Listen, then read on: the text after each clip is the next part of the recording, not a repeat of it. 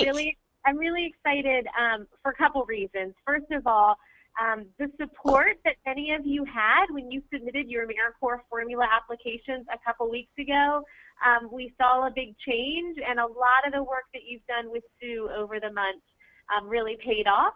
And in addition, you know, you all now have templates for your budget, templates for your evaluation plans for those of you that will be submitting them in the future. So thank you, Sue, and congratulations to all of you that worked really hard on your applications. Great job. Great. I'm glad to hear things were looking good. So I will mute Kat back. So welcome everybody to the 6th webinar in the series. It's hard to believe that it's already number 6. So today we are going to be talking about basic steps for conducting an evaluation and what are some of the things that you need to consider as you're thinking about that.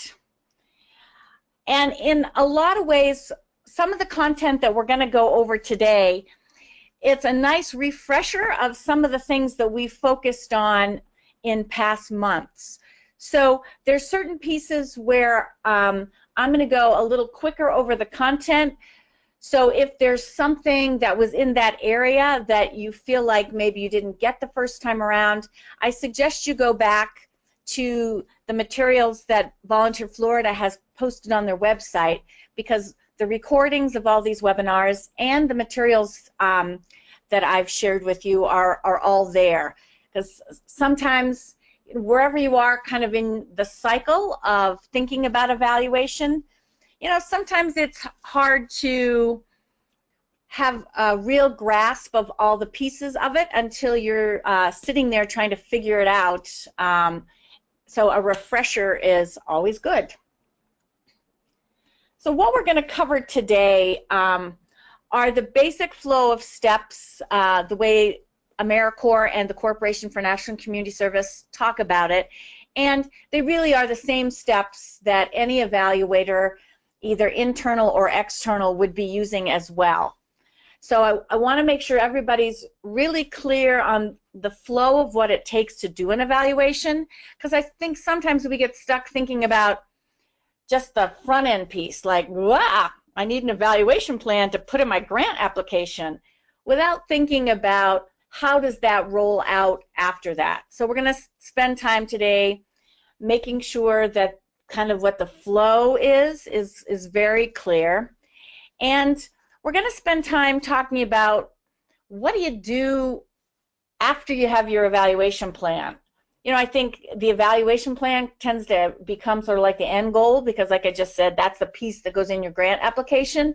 But then once you hear you have funding and you actually have to start to do an evaluation, then I think there's a lot of things that don't get talked about as much that I want to make sure that we go over some of those today, so that you have some idea how do you transition from a program that has an evaluation plan to a program that's actually doing an evaluation. I know that sounds really self-evident, but I think when you have to start implementing, it brings up another whole layer of questions. So one of the things I did think about, actually like 2 minutes before we were to start the webinar, is one of the things that I'm going to do, and I'll send to you as a follow-up, is to send a laundry list checklist of the things to think about as you move through the 4 phases of the evaluation cycle. And you can use that as it's helpful to help you make sure you think through, especially some of the subtleties that you don't always think about, that you actually have to do at the end of the day to be able to really conduct an evaluation. But so that'll be coming. So what I want to start with, or how the CNCS talks about the 4 phases of an evaluation cycle. And, you know, technically, as you know, after a certain point in the life cycle of your program, you put in an evaluation plan. In the next cycle, you actually do the evaluation. But then that leads back into another planning phase, and then in the next 3-year cycle, you're actually implementing a new evaluation plan that builds off what you learned from doing the former evaluation. So we're going to talk through planning, development, implementation, and action and improvement. And I'll say that the last piece, action and improvement, the way CNCS looks at it, it's a lot about how do you write a good report, what do you do with your findings, and that's really the meat of our webinar next month. So that last chunk we're going to be doing less with today because we're going to have a whole webinar about that in June. So the way these 4 phases are broken out, there's a series of steps that follow each other. And like I say, this is a cycle that just continues to repeat. And so I want to go through all of these steps just briefly to make sure that everybody has the big picture. Like, we've focused a lot on some of the smaller chunks of this already, like how do you do a budget for an evaluation? That was last month. How do you work with an external evaluator? What are the components of an evaluation plan? So we've been talking about a lot of these, but I want you to see in the big picture how they all fit together. So the planning phase, for those of you that just had to turn in plans, or for those of you that turned it in for, and you're already in the grant cycle where you did your first plan, there's basically, and for those of you that it's coming up, there's basically 4 chunks in the planning phase, no surprise. And the way CNCS talks about this is, first you have to have a program logic model, which of course, good news is, you all have to have one of those anyway for your grant application. So that's a piece of what you need to put together an evaluation that you've already done. You have to think about the purpose and scope of the evaluation, and we'll talk a bit more about that.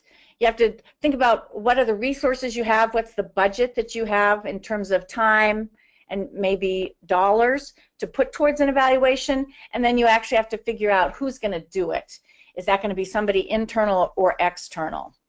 So I want to walk briefly through these 4. They shouldn't be anything new. We've kind of talked about this already. So the good news is, as I said, you all have a program logic model.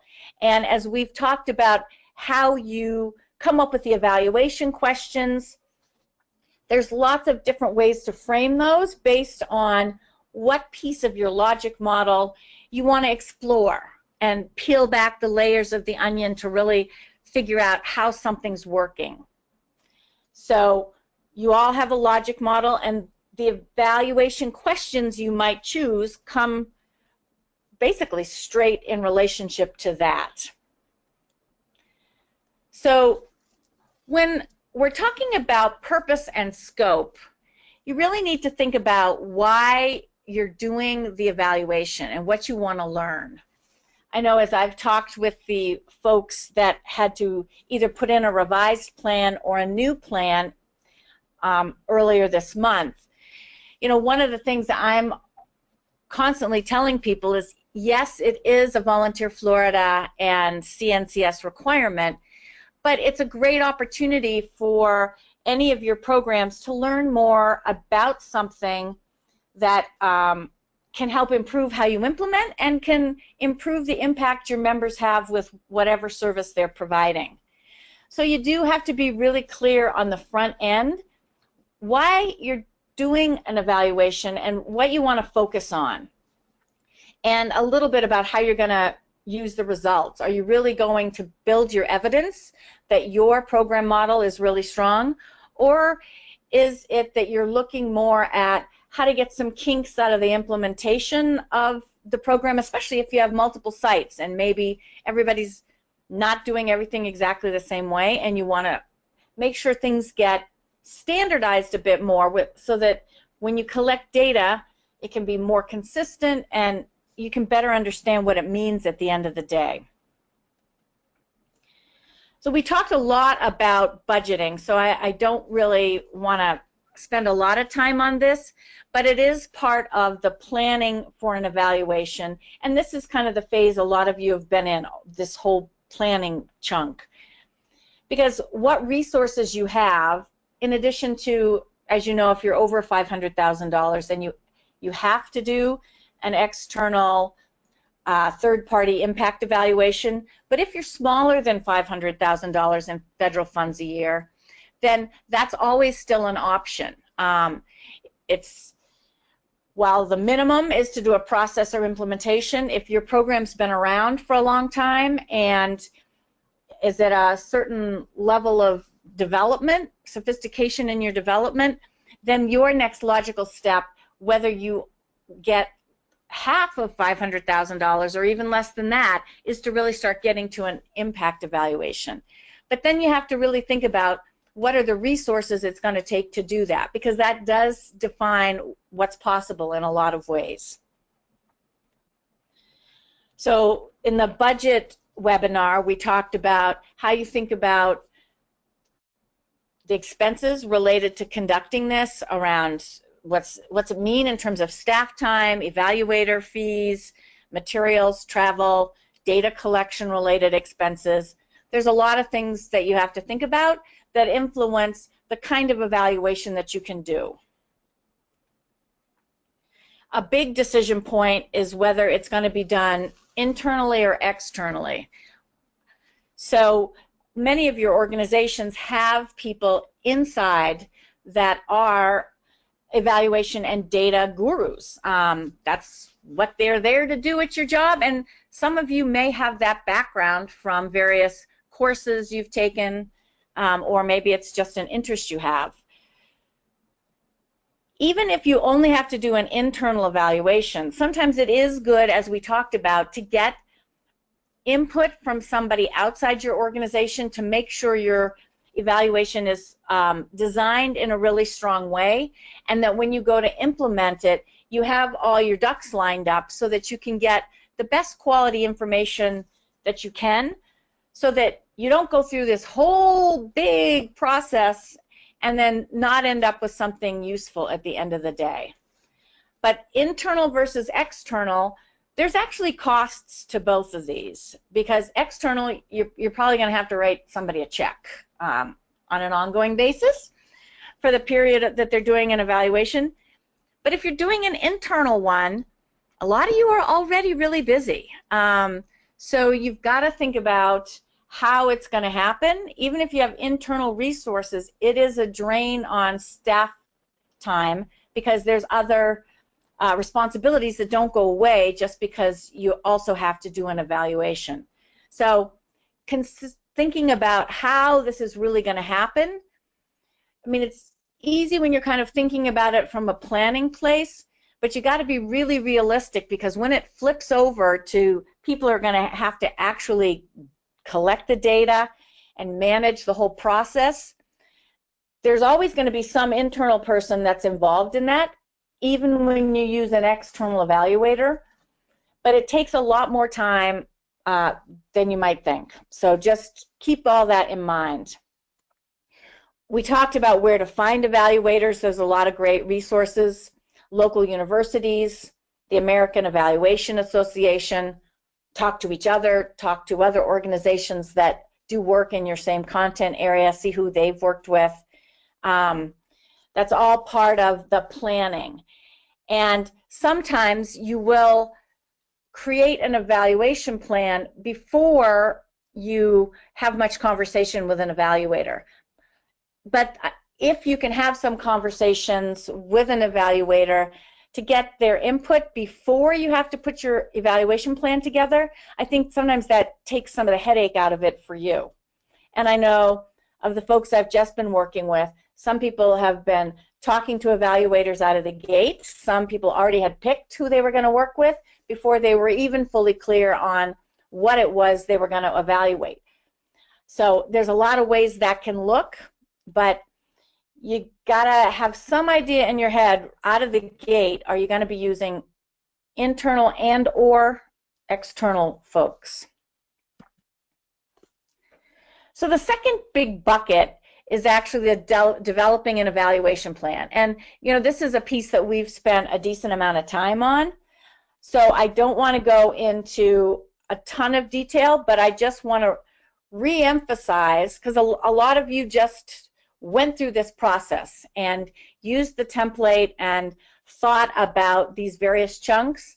And for those of you that haven't had to do it yet, it's coming. So it's good to be really clear and have this in the back of your mind, that you start paying attention to how things work in your program, because it can help you come up with research questions, especially, so that when you actually at the end of the day have to write an evaluation plan, you're not sitting there going, wow, where do we start and what are we doing?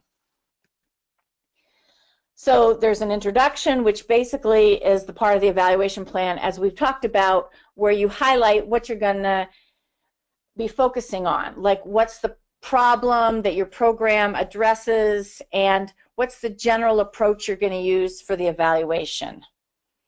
Then there's a chunk in an evaluation plan which summarizes what's your program and what does it do. Because you figure when people, including outside evaluators or grant reviewers, read your evaluation plan, they may not have your full grant application at their disposal. They may just be reading the evaluation plan. So you have to have enough information in this section so that they can read it, understand what your program's designed to do, because then as they read on, that gives them some context for what it is that you say you want to look at as part of the evaluation. The key evaluation research questions, like for me, this is like the linchpin piece of evaluation planning and actually implementation as well, because this is where you have to really hone down what you're going to focus on to a relatively small number of things. None of you can evaluate every single component of your program, and that's not the expectation. You have to pick one piece where you feel like the impact of learning more about it is going to help you really strengthen your program. And then within that, you have to come up with some very specific questions that you want to make sure you get answered. And until you're clear on the questions you want to look at, it's really hard to know what data collection methodology to use, what kind of tools, who you're going to collect information from. That all flows to meet what your research questions are. So this is absolutely a critical first step. You have to select the evaluation design, whether that's a process evaluation or an impact evaluation. We've talked a lot about how these are unique and why you might want to do one or the other. But that is a step in the planning process, is just putting your stake in the ground and choosing something. And then based on the questions, you have to think about what's going to be the best way to get the data. What kind of tools, data collection tools, are you going to use? Are they things that already exist? Are you going to tap data that somebody else has? Are you going to do sampling? When do you need the data? How you're going to analyze it? You have to have a whole sense of the preliminary thoughts on how you're going to implement the evaluation once you know what your questions are. We've talked about developing an evaluation timeline.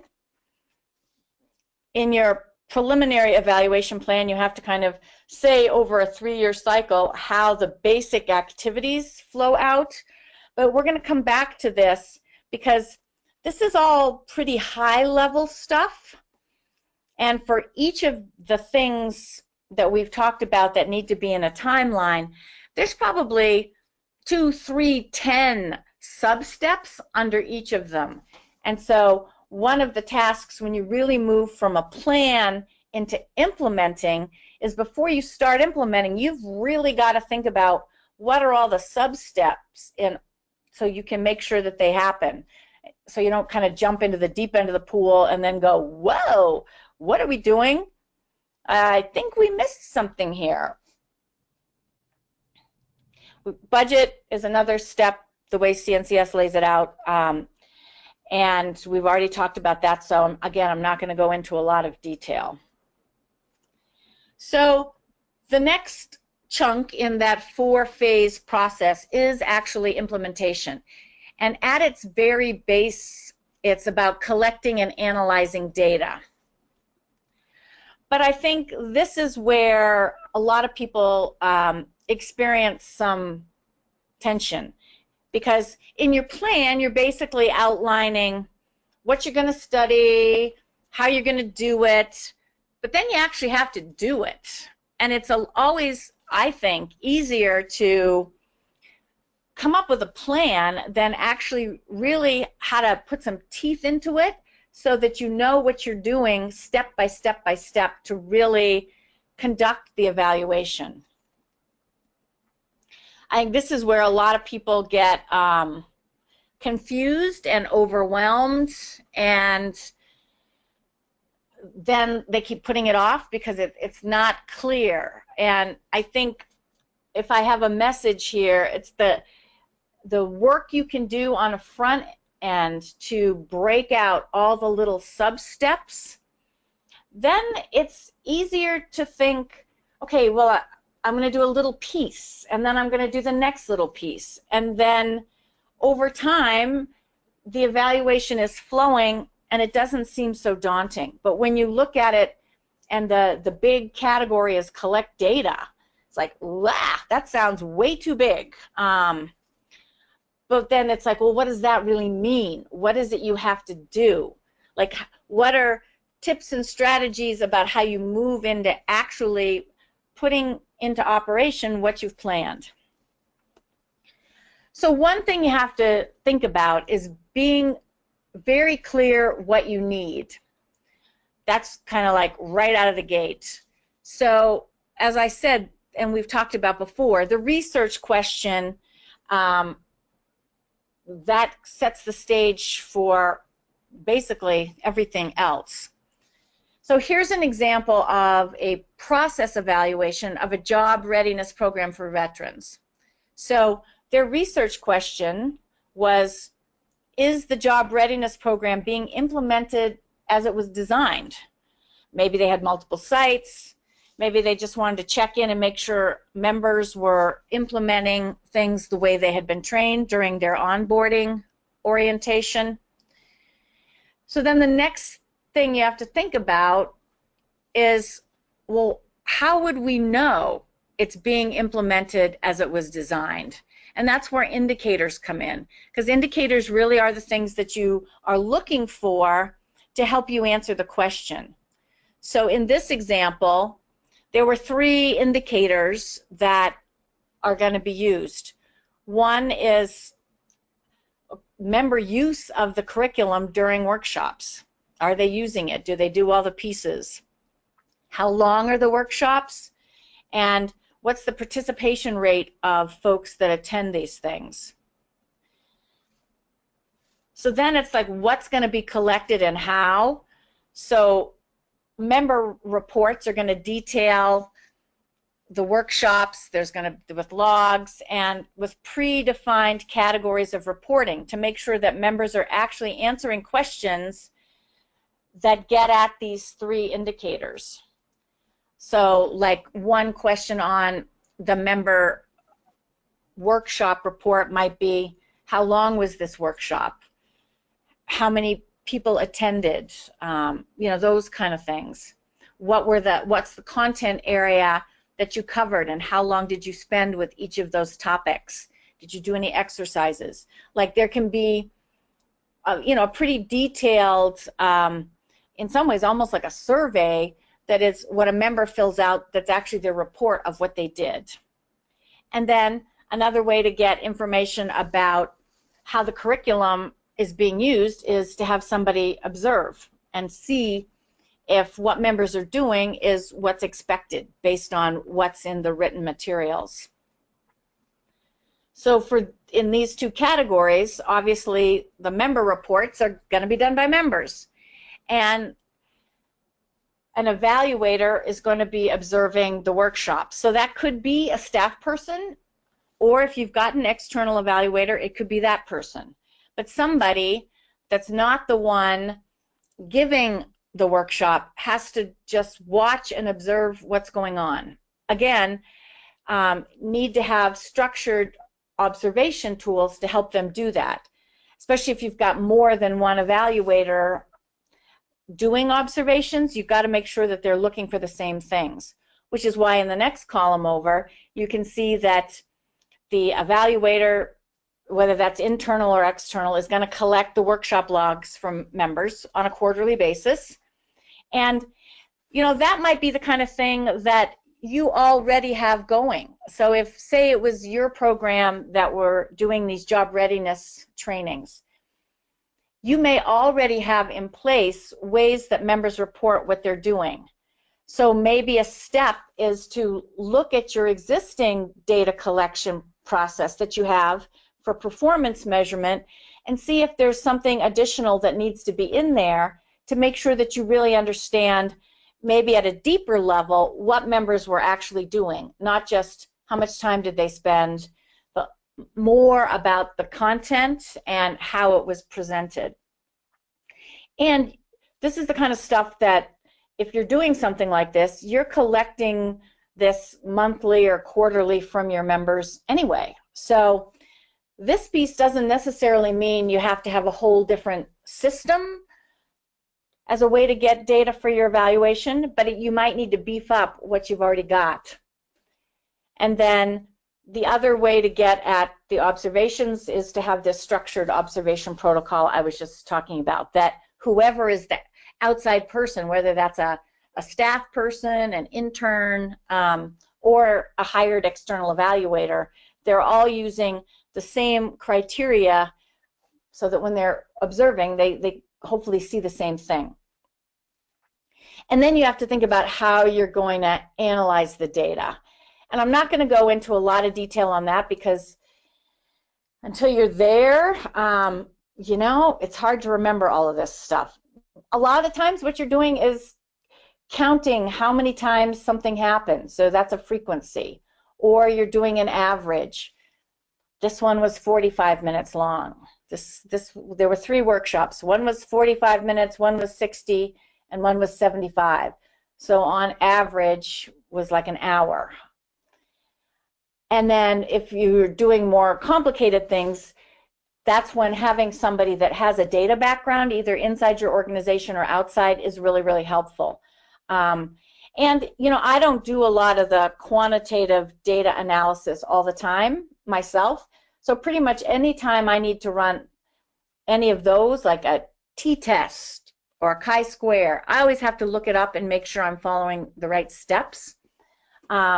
Or call up an evaluator friend of mine that does that all the time and get some help. So you have to be very clear what you need before you can actually jump into the deep end of the pool and actually conduct the evaluation. So if you were doing an impact evaluation, it would look a little bit different because at the end of the day, what you're trying to show is that the people that were served by your members, they have a higher likelihood of getting and keeping a job. So the outcome is employment status of veterans, and it's measured by a survey. But then you've got 2 groups. You've got the groups that participated in the service that the members gave in the job readiness training, and then veterans that did not participate. And so the way this one was set up is the evaluator, and again, that could be an internal person or an external person, is going to do a survey twice, basically, before the job readiness training begins. And in this case, they picked 1 year after the program was implemented. So that means successful completion by a veteran of the program for however long it was set up for. And then you have to calculate the difference between how much success there was for the folks that got the service and the ones that didn't, as a way to really see more definitively that it was the AmeriCorps program that really helped veterans get and keep a job. You also have to be very clear if you're going to do a sample, how are you going to pick those people?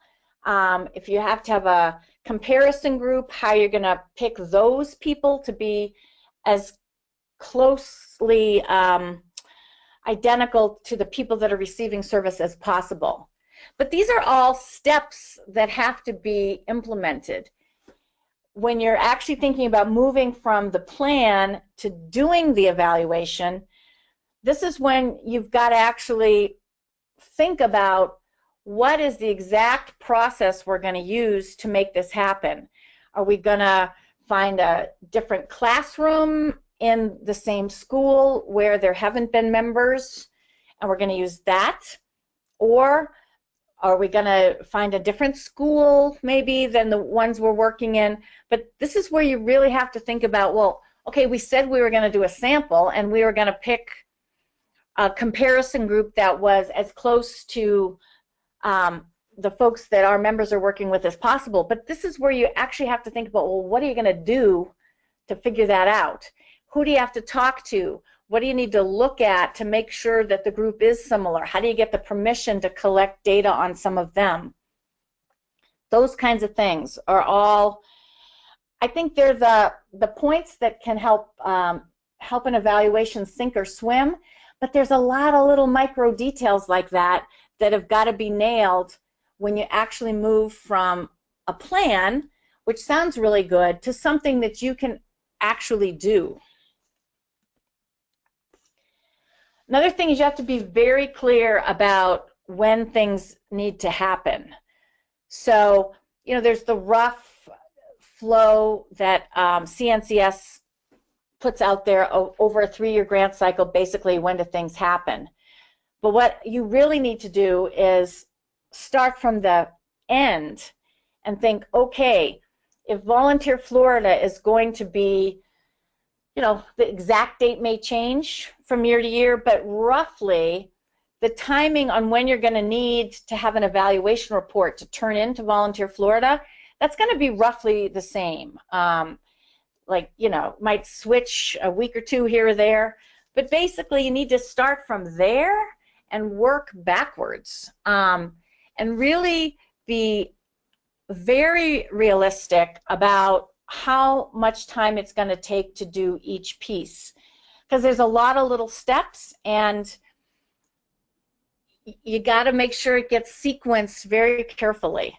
And it's hard to give a whole lot of advice on how to do this, because depending on what your evaluation is, your sub-steps can look pretty different between programs. Like in this example on the screen, design survey. Okay, maybe if you said you had to design a survey, but design survey kind of minimizes what is actually going to happen there, because the reality is to design a survey to measure something specific that you've put in your research question, you probably are going to do a couple of things. You're going to do some kind of an online search to see if you can find any tools that other people have used that might get at something similar to what you want to measure. You might also be looking for other evaluations that people have done to see how they measured things. Then you have to kind of brainstorm what questions you want to ask. Then you should always test your survey to make sure it's readable and that the kind of people that would be completing it understand what you're getting at. So design survey sounds like that's like one thing to do. You know, it's probably more like 6 to 10 things that are subsets under that. So when you're thinking about what has to happen and when, you've really got to try to tease apart these things into what are the micro steps. And another step with designing a survey is, okay, once you maybe get the questions figured out, maybe you want somebody to do a buff and shine on it so the tool looks really nice. But again, all of that stuff takes time, and so you can't just jump in and say, okay, this week we're going to design a survey. Well, maybe you can, but I would strongly suggest that before you do that, you're very clear what the steps are that are going to be required, so that at the end of the day you have a really good survey that's going to get you the data that you want. So hopefully that makes sense. And as I was just talking about, there's a whole lot of little sub things that you might not put in a timeline, but you need to. So I was talking with a program in another state a little while ago today, and one of the steps that they have to do is make sure that they get sign off for using certain tools by each of 8 districts. And then within those 8 districts, there's 2 levels of schools, and some districts have more than 1 elementary school and some have more than 1 middle school. And then they're trying to figure out, okay, do they need permissions from students' parents to be able to access certain data? So before, if you're going to be collecting, say, data on students, and I know that's not what all of you do, but the point is the same. There may be additional steps. You can't just jump in and start collecting data. You often have to get permissions to be able to collect that information from people. We've already talked about, you know, there can be several things that you need to do to get a tool ready to go. Finding one, seeing what kind of format to put it in, what are the questions, all of that. And then you really, for your data collection, like a lot of the evaluation plans that I've read, they list kind of what the tools are, but then there's not really a description of what's the process of how the data is going to be collected. What's the first step and who's doing it? What's the next step and who's doing it? So that, especially if you've got more than one site, it happens, the data collection happens in the same way everywhere. So having a very carefully thought out, in some ways it's the procedure for the data collection. And again, if it's something that you're collecting all the time anyway, there just may be some extra pieces. But for that, you should already have that written up. Like, this is our data collection system. Here's the process we use. Here's the tools we use. Here's the timing. But that all needs to be like written down and very, very clear. A step I think that people sometimes don't really put enough value on is, if you're going to have different staff people or members helping collect some of the data, they actually need to be trained. Even if that's just a relatively short conversation, but they need to understand why you're collecting whatever you're collecting, what you're going to do with it, and how to use whatever tools you've chosen. So that if everybody's collecting data, they're doing it in the same way with the same understanding, because that helps make sure that it's all the information is as comparable as possible. So actually coming up with an agenda for a member training, and then actually doing the training. Is that going to be a phone call, a webinar? If you get your members together in person, maybe you do it in a team meeting. But yet, these are all the little steps that it takes to actually get an evaluation off the ground. And there's so many of these. That's why I said I'm going to put together like a detailed flow checklist. And some of the things on there won't apply to you. But I want to make sure that you think about all these little subcategories that are important, because they really go directly towards affecting the quality of your evaluation. And then you also have to think about, once you collect the data, what's the timing on all of that, and how is it going to get analyzed? Who's doing what? Are members or sites doing the first level of aggregation, and then they're giving it to you, and maybe you're doing it online? I know there's one Florida program that I have been working with where they've been having members send in periodically all their data on results with students. And then the program director is the one that is actually typing all that in, doing the data entry. It's a big job. So an alternative there is to think about it maybe using a Google Doc where members can go in and put their data in themselves into a spreadsheet, and then it's all in one place and one person doesn't have to do that. But those are some of the procedural kind of things that, you know, it's very helpful if you can think about that before you start collecting the data, because sometimes you can end up with a lot of stuff and it's overwhelming to think how you're going to actually process it all. So I'm always recommending try to think about how much you can farm out as far as you can, that it all gets sent to you. If you're the one person in charge, you can pick that, and maybe you're really good at that and you enjoy it. That's a different thing.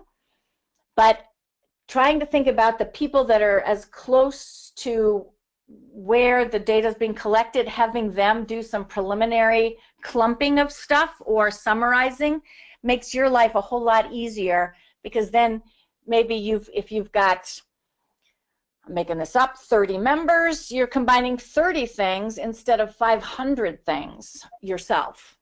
So really thinking about analysis is not just about what kind of statistical test are you going to run. The data's got to be in a form. Is it going to be an Excel spreadsheet? Is it going to be in some kind of Google Doc online? Is it going to be SurveyMonkey? Or you have to really think about, for whatever way you're going to collect the data, how are you going to summarize it so then you can look at it to try to figure out what it means. So in my book, you really need to think about all the sub-steps before you actually really start collecting data. It's really about having some procedures, and I'm all about systems that help as time savers, because none of you got into running an AmeriCorps program because you want to spend all your time doing evaluation and performance measurement kind of stuff. So the more you can streamline and make it easy and you have a procedure to follow, it's just going to take a lot of stress off you. And and you have to kind of also anticipate where there might be roadblocks.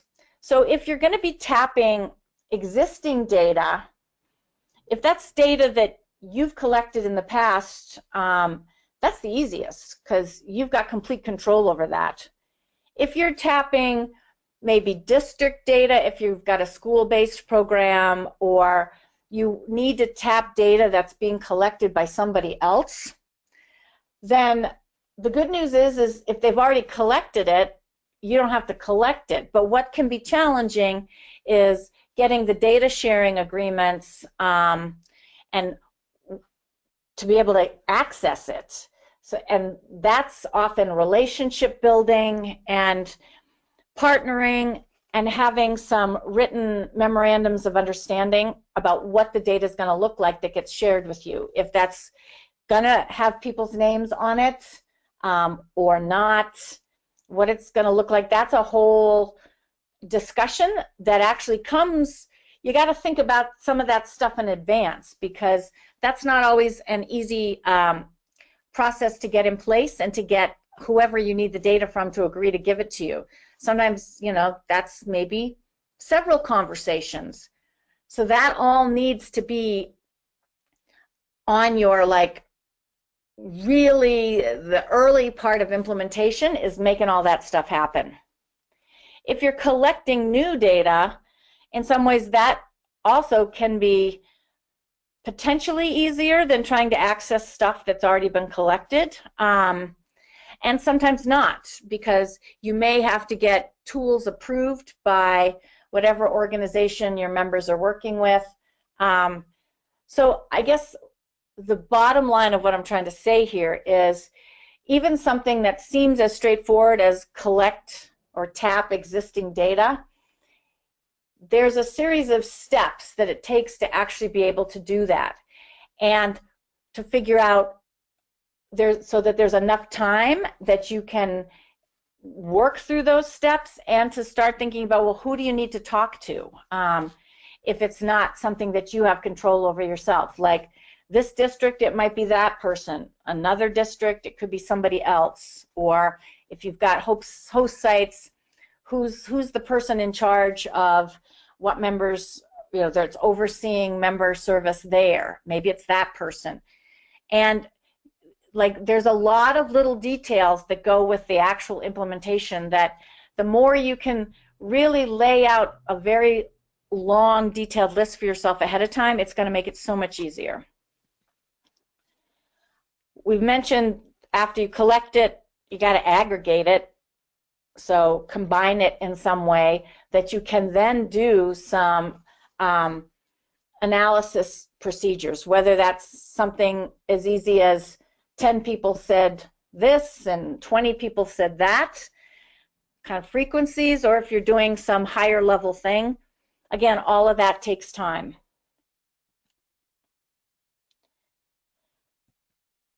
So the last chunk of the phases is where you have gone through, collected all the data, and you've combined it and analyzed it, and you've gotten a sense of what the answers are to the questions that you were asking in the first place. So this is kind of where it comes full circle back.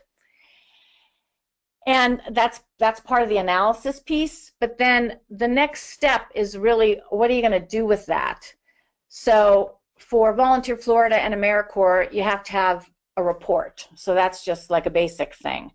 That's all part of communicating findings. But there's so much more you can do with your data than just that. And as I said at the beginning, we're not going to talk much about that now, because that's how do you put together a really good report, and how do you talk about data when you find good things out, and how you talk about data when you found out things that you're a little less happy with. That's all stuff we're going to cover in the next webinar. But I just want to set the stage for that now, that there's a whole piece of action and improvement that's about communicating and sharing with your partners, internally with your organization, with members, with other stakeholders, what you found out, and then what you're going to do about that. Like if everything's really hunky-dory, then you still have to think about, all right, how are we going to do this? We're going to reinforce this with members to make sure that they're still doing the job preparation workshops the way they were designed. And if something wasn't working as well as you'd hoped, what are you going to do for continuous improvement? Because AmeriCorps is all about continuous improvement. So it's like knowing something maybe didn't turn out quite the way you'd hoped. You have to think about, well, okay, now what? Now that you have this information, what are you going to do to make sure it's put to good use? So we are going to next time talk about how do you report positive findings, which that's everybody's big woohoo. But you also have to be ethical. You have to kind of show both sides of the spectrum if you have negative findings, and how not to make it sound like you're the only thing on the planet that created whatever change. So not overstating. We'll talk a lot more about this next month. And then what do you do with your findings? So that is, I know, a lot of stuff. And I think if I have any guidance for you, as you think about how do you move from an evaluation plan, which by the time you do the preliminary plan, which is the one you put in your recompete, and then in the first year after you get funding, then you have to build that out. But I think the piece that I'm encouraging you to do, maybe even a step beyond, is on the timeline, really break the sub-chunks down into sort of all the micro steps. And it depends on how your brain works. I put everything in a chart. Some people like Word documents with bullets. I mean, you need to figure out what works for you.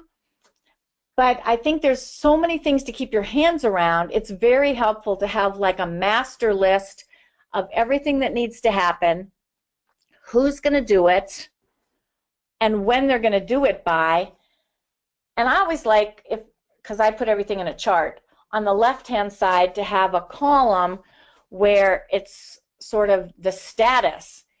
And make sure you feel good about checking off. Yeah, got that done. Yeah, got that done. Then you can keep track of all the little things that you've done, because sometimes when you're in the middle of one of these things, it seems like it's never going to end. And I know sometimes when I'm doing an evaluation, I'm at the end of the day, I've been busy all day, and I'm like, what did I do?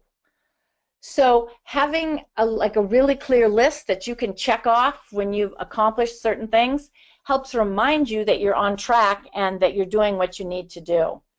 Because at the end of the day, if you're going to put all this effort in, you got to make sure that it really is going to be something extremely meaningful for your program that helps you strengthen what you're doing. So that is the core of the content that I wanted to make sure to give you today, based on how CNCS and AmeriCorps especially talk about this as part of the core curriculum. So if you haven't heard me say this before, the Knowledge Network on the nationalservice.gov site has a whole section on evaluation. And the materials that we've been using for the Volunteer Florida webinar series draw heavily on those materials. So you've got kind of two buckets of things to use to dig deeper if you want a refresher, or if you missed any of the webinars that we've offered so far. The things that we've done here, and they're kind of a combo of the core curriculum and some materials that I think help make it clearer on the Volunteer Florida website. So I would probably recommend going there first. But just know that there are things as well in the Knowledge Network on the corporation's website, and you can go in there, and it's a lot of the same topics that we've covered in the Florida series. Sometimes they do have some additional exercises and examples that we didn't use as part of the Florida series. So you might find something there that gives you some additional information. So it's worth taking a look there as well. And as always, if you have any questions about anything we've covered to date around evaluation, any Florida program, please feel free to email me and ask me whatever's up for you. You see my email there on the screen, shyatt@bigpurpose.com. And I'm sure I will be talking to those of you that I've been working more intensely with again sometime soon to help you make sure you're clear what your next steps are. So for today, we're actually 4 minutes under. Pretty good, huh? Good luck with this.